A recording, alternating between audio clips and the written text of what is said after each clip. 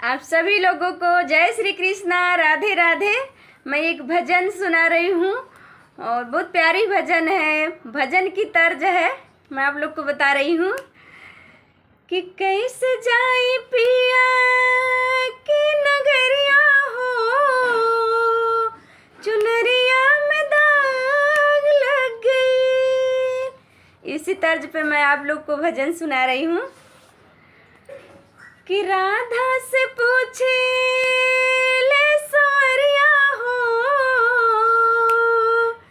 कि राधा से पूछे ले सवरिया हो, मुरलिया हमार का भइल, जो नाही देबू राधा हमारी मुरलिया, कि जो नाही देबू राधा हमारी मुरलिया, कि छीन ले हाथे से डलरिया हो, मुरलिया हमार का भइल, कि राधा से पूछे ले सवरिया हो, मुरलिया हमार का भइल, जो नाही देबू राधा हमारी मुरलिया,